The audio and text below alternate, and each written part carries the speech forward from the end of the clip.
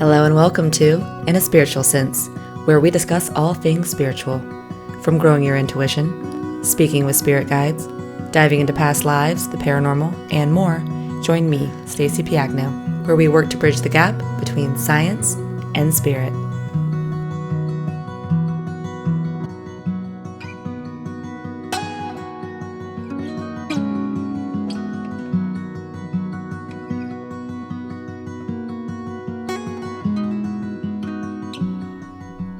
Hello and welcome back to In a Spiritual Sense. I'm your host, Stacey Piagno. I hope you all are having a wonderful start to your week. I just got back from a family trip to the mountains and it was so much fun. Work has been so crazy lately with all the holidays coming up. And so having an opportunity to be away and be in nature for a full week was definitely needed. And during this trip, I had a lot of time to sit and think and reconnect with me. And so, thanks to this time, I was really inspired to share today's topic with you guys, connecting to your inner child. Now, the phrase inner child, I've heard it a lot in the spiritual world and in the therapeutic and psychological world, and I never really knew exactly what it was all about or the importance of it until recently. And what I discovered is our inner child is the map to our happiness. It is the map to showing us directly what our purpose is and how to find it. And by working with our inner child, it's not only a map that leads us to all of these wonderful things, but it's a catalyst for producing genuine self-love. And as a byproduct of self-love, we start to see not only the beauty within ourselves, but the beauty in everyone and everything around us. Therefore, we start buying into that, hence producing more of that, which helps create that world, that experience, that everything is pure beauty. Life itself is pure beauty. And it does take practice, seeing the beauty within yourself and of that around you. But the better you get, you will see that it's a choice on what you want to place your energy on and what you want to buy into. Because whatever you buy into will become your reality. So the goal for today is to get to a point where you love yourself, where you crush on yourself. I heard that once and I thought it was so cute. And we can use our inner child as a catalyst for this. So to start us off, I am going to place a photo of my 5-year-old self here at the bottom of the screen. For those who are listening on YouTube, you get to see toddler Stacey. And this is actually the first thing that I'm going to recommend to you. I want you to take a minute to go back to yourself before the age of 6. And we'll get into why that age in a minute. But I want you to think of a time when you were young as you can think. The goal is before 6. So around kindergarten or before you even started to go into school. And I want you to imagine what you were like. What kind of things were you interested in? What was your personality like? How did you like to dress? What was your favorite color, animal? What were some of your favorite toys or places to play? What was your imagination like? And side note, I know we all had different childhood experiences and we all come from different backgrounds. And maybe you didn't have a great, happy childhood. We'll get into that. It's going to be beneficial. But the point for this moment is to try to connect with a childhood memory or time that made you happy. We want to get back to our roots and connect with who we were as a child. And the reason for this is, before the age of 6, we're still very closely connected to the spirit world. I think I talked about this briefly in the past, but around the age of 6 is when we start to adopt the belief systems of those around us, which at this point is probably our family, maybe our teacher we have at school, because we're still pretty young. And if you listened to our past episode on the science behind belief, you know how important our belief systems are. If you haven't heard that episode, it's really deep. Go listen. However, before this age, we are much more pure of heart. We're guided by our interests, and we live in the moment. We don't know anything else. We see the beauty of everything. We are innocent. And when we're in this state, everything is bliss. As we grow, however, and adopt all the programming of the smarter, wiser adults, because adults know best, we start to step away from our true spirit. We become aligned more or less to whatever our environment is like, which could be helpful or hurtful. But the problem is that we become shaped by our external world versus our internal spirit. And when we're shaped by others or the situation of our environment versus ourselves, we often lose the most important thing, our imagination. And when we lose our imagination, we lose our ability to manifest, to produce our own needs, to connect with who we are. And this is why so many people struggle, because we lose ourselves. And we get stuck not knowing how to navigate this sometimes very dense environment. We lose our ability to focus on the present moment. We lose our interests. And we don't know who we are or what we want. Therefore, we lose our ability to produce joy. And so we start focusing on the past or the future, which we learned last week causes anxiety and depression. And maybe we start learning how to ground, which again brings us to the present moment. But we're still unhappy. Maybe you learned how to ground from last week and produce all of those negative ions. You're cleaning your system, but you're still unhappy. And now what? You're thinking, Stacy, I've tried all the things. I've listened to your show, and none of it's working. I'm not happy. Well, I think the missing piece is that maybe, just maybe, you've lost yourself, your pure childhood, innocent self. And if we're not connected with who that is, it seems valid that, yeah, we would be unhappy. We would have a hole, an emptiness. So let's fill that hole by reconnecting with our purpose, which is guided by our interests, which is guided by our inner child. It's all connected. Connecting with our inner child is, as I said, not only the map for finding our purpose and moving forward, but it will also help us clear out any past blockages to show us what needs healing so that we can move forward. So start with a 5-year-old picture of yourself or around that age. Take a moment to connect with who you were as a child and who you are now. And I want you to ask yourself something. What is something that your child self used to do that you haven't done for a long time? Something that your younger self enjoyed doing. Take a moment, pause if you need. I know when I was growing up, I would always draw. We had this huge piece of plywood and we would throw it down on the floor and we would pull out a big roll of paper, and whether it was my brother or my friends or just myself, I would just draw for hours, and I was really good at it. I was also very active as a child. I was very physically aware of my body. And so I got into sports, and that later led me to becoming an Olympic athlete. And I went on to other amazing things. And it's funny now getting into my spirituality and developing my clairsenses and thinking about what some of my most powerful senses are and what my learning style is. It's all connected to my third eye visually, very much has to do with the arts. And kinesthetically, it's connected to my body. I'm a feeler. I like to study movement. And I realized this even more so as I started to connect with my younger self. And so my point is, the things that we come into this world loving, or the things that we were good at as a child, show us quite directly what it is we need to spend more time doing or incorporating into our world, into our career, into our purpose.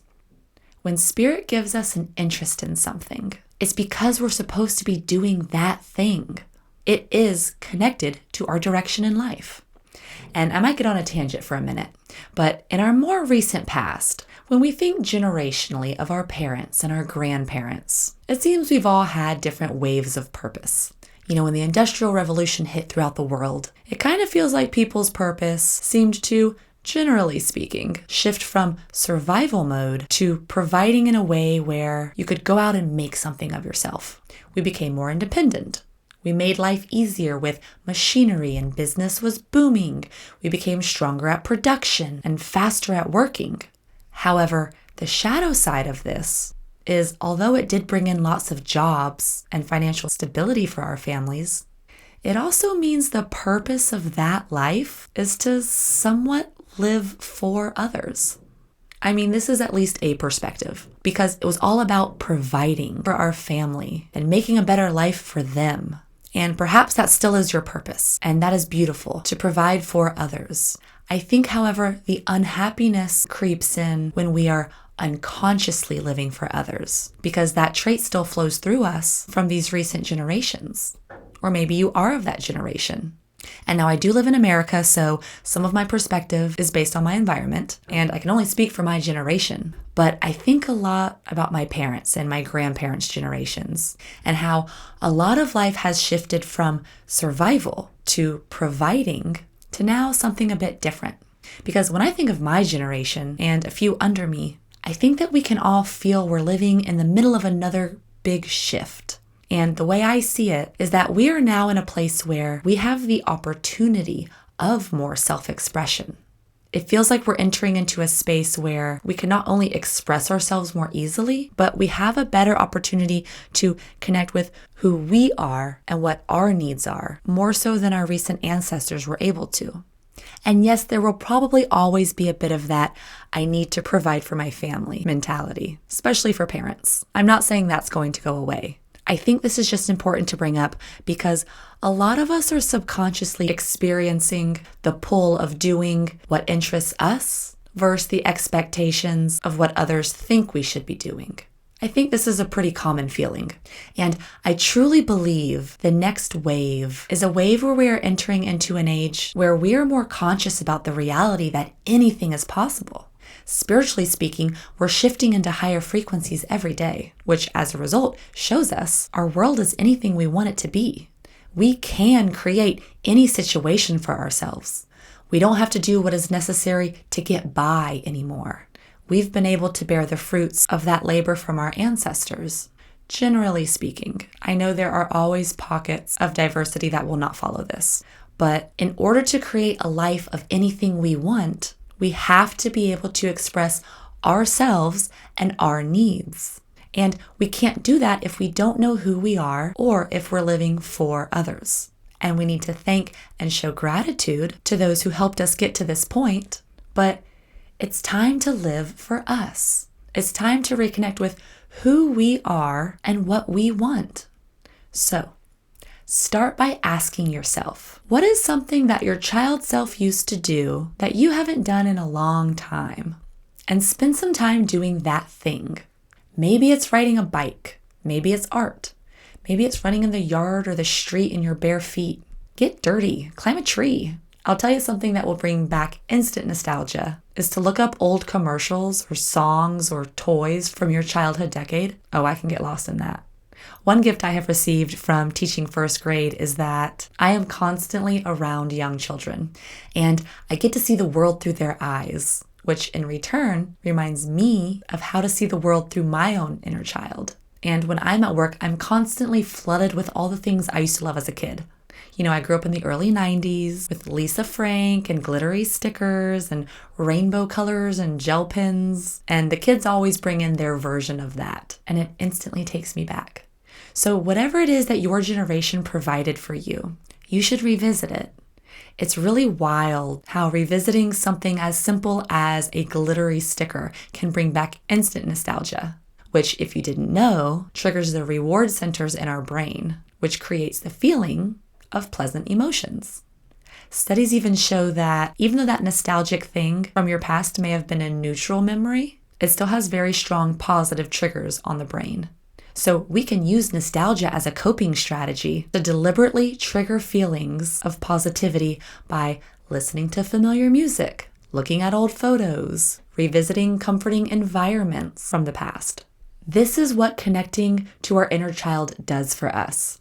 It releases nostalgia, which releases positive emotions. And in the long run, it will help us connect to our purpose. However, let's look at the flip side. What if your childhood was filled with trauma? Well, when you're ready, the only way to truly clear that wound is to take care of it. The body and the mind are extremely magical in the sense that it can cover something up in order to protect you. And it can shove deep, dark memories down to the point where you don't even know they exist. And this does help us move on with our lives temporarily. The only issue with this is that although we might not consciously be aware of them, they do unconsciously affect us. And I do believe in time, wounds do heal. I don't always think it's necessary to pull up an old wound just for the sake of doing so. However, usually when we carry traits that don't support our well-being, there's always a root that has usually been buried down deep and has not seen the light for quite some time. So in this case, we need to pinpoint what that root is so we can give it love. And reconnecting with our inner child can help us find this root. Whatever that thing is within us that's holding us back, it's only holding us back because we're not giving it attention. We're not giving it love. So naturally, it's going to continue to fester and grow deeper and deeper within our shadows, unless we can find it and shine a light on it. But maybe we're scared of finding just what has grown so deep in our shadows. Maybe we're afraid that when we find it, it will consume us or bring us back to that time of pain. It might, for a brief amount of time, but I can promise you one thing. You are stronger than that shadow, because in order to have a shadow, you have to have a light to cast the shadow. And what we have to realize is that we are the light, and the shadows are only a reflection of what needs more attention. They are not a part of us, but rather a perspective of our experiences that get stuck in us, stuck in the mind. The shadow is a reaction to those areas where we have not shown our light. So how do we get rid of the shadow? Well, we have to find it. Sometimes that's the hard part. And then we give it light. We give it love. We give it attention. Because as soon as we start to give our shadows attention, they start to diminish. They no longer have a hold on us because they are nothing more than a teacher that shows us what we need to look at and what we need to acknowledge.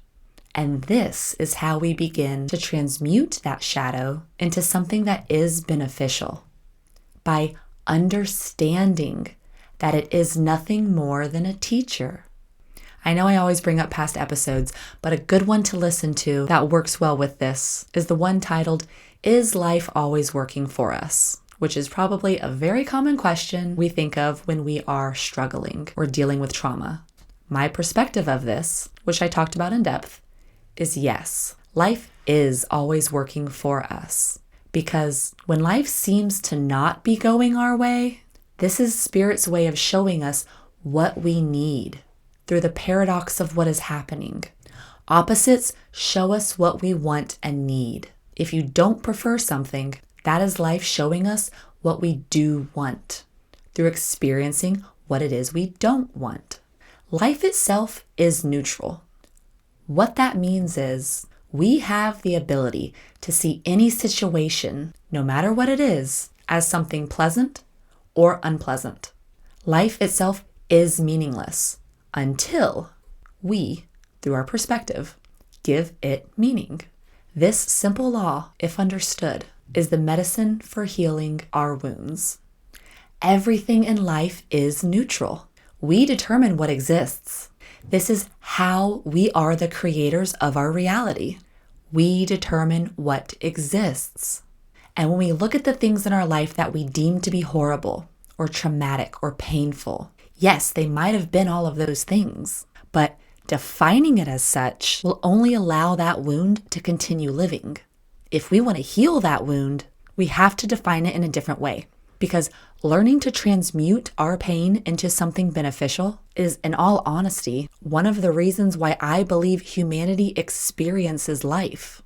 I'll get deep for a second, but my philosophy, which I've mentioned 1,000 times, is that I truly believe we are here to experience the ups and downs of life in order to use these experiences to expand our soul.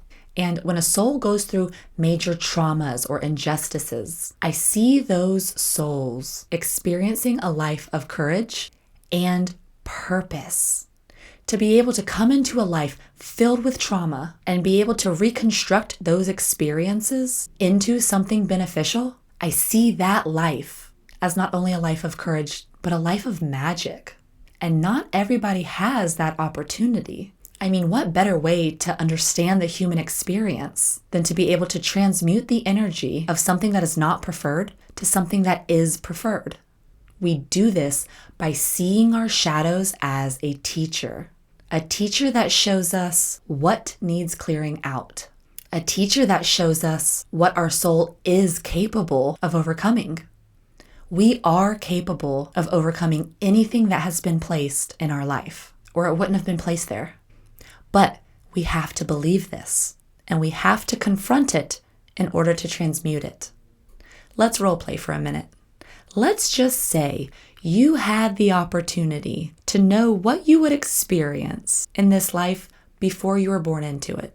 Let's just say you knew XYZ was going to happen, and you were going to have to experience that thing. What do you think the purpose of going through that would help you with? And notice I said help you with, because for every situation, there is always a perspective of duality. Remember, we can see anything as good or bad, and sometimes we have to be creative, but there is always a positive for every situation. And I know we've all been through different circumstances. I can hear some of you yelling about murder, rape, and death. Those are always the most controversial topics. But just humor me for a minute. Although those things are probably on the farthest side of shadow, pain, and fear possible, what that means is the opportunity of outcome from that experience will offer an exceptional amount of light if we are able to finish the transmutation of that experience. Meaning, we are able to fully connect with that horrible thing and see it differently. I'll explain a little more. I asked a second ago, what would be the purpose of experiencing a dark situation? One answer is so that you can experience that level of opposition, because the lower you go, the higher you will be able to climb. The more duality you will be able to experience and understand.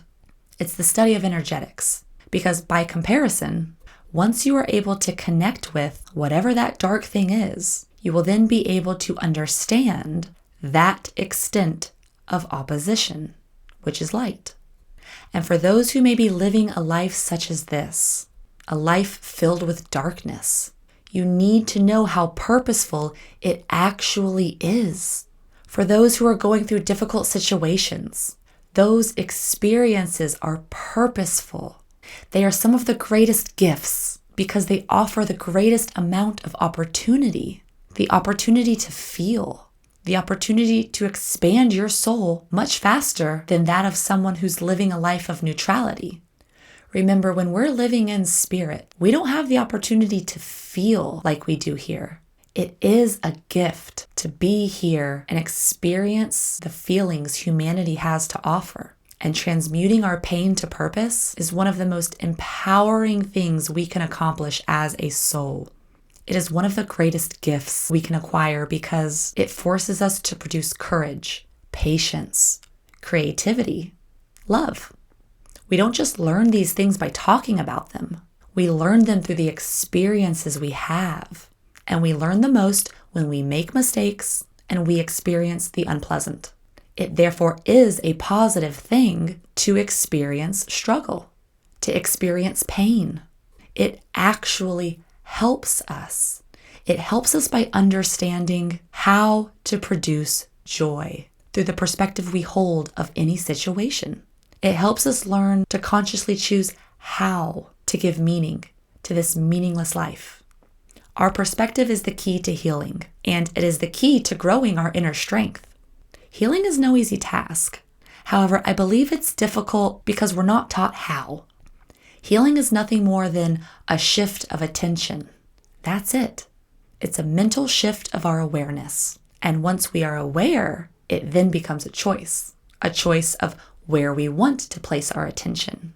And it takes a lot of willpower to continue choosing a positive perspective. But the more you do this over time, the easier it gets, because we start to rewire our neurons. We start to shift our energy from dense to light because we become more aligned, more healed. And adding one more thing to the purpose of why we go through unpleasant situations. Maybe it is you who has a purpose to heal your lineage. Have you ever thought about that? Maybe it's you that needed to be born into your family of trauma, born into the situations that you've encountered, because it is you that is strong enough to heal not only yourself, but your ancestors before you and those after you. Because when we heal ourselves, it's not only us that benefits. When we heal, we stop that trauma dead in its tracks. We put a stop to it evolving into our children and grandchildren. And we start to heal all those who came before us because they no longer carry the burden of pain that they have been holding on to. Through us, they are liberated. And that is a powerful life. And not everybody has that opportunity. So here's my next question for you to ask your inner child. What is something that he or she would be proud of you for? Find an answer for that and remind yourself of that as often as possible. There's no shame in being a warrior in this life. And I think more often than not, that's the purpose of many who struggle. You're going through your warrior phase. Be a badass and battle through it. See the courage you've been producing all these years through any struggles you may have had. But understand you can leave that behind at any time. As soon as you create an understanding for your pain, it all starts to disintegrate. And so, moving forward, one more question to ask your inner child. Is there anything that he or she would still want you to do? Without fear, without judgment. Remember, when we are living through our inner child's eyes, we do not yet understand fear or judgment. We are free to follow the choices that inspire us. We are free to make choices based from our imagination because we're still connected to it. So go find a picture of your childhood self, place it on the fridge or by your bed or make an altar for it, and cherish that part of you. Live for that person. Bring him or her back into the world and use this as a catalyst for living a better quality life that is more aligned to you and not the opinion of others. A life based on imagination, creativity, joy, wonder. These are the qualities that we should be conscious of producing each and every day. Liberate yourself from anything other than that and connect with your purpose. Understand that anything you want to accomplish in this life is obtainable. All we have to do is be able to think of what that is. And we do that through connecting with who we are. Allow yourself to look at the world as if everything you were looking at is new. You're seeing it for the first time. Start to connect with the present moment. Focus on what is happening around you in each and every moment because it's all new and it's all exciting, especially with your newfound perspective. Practice experiencing life as a child. See what they see. Feel what they feel. Produce that wanderlust feeling through your curiosity of everything. Look at the colors of life around you and work to stay in this space as you continue on this adventure of life. If you enjoyed today's episode, I hope you use it to inspire those around you, and I'll see you next week on In a Spiritual Sense. For those looking to connect further, please feel free to send emails to info@inaspiritualsense.com or hit me up on Instagram, where you can find weekly inspiration and updates. I look forward to connecting with you.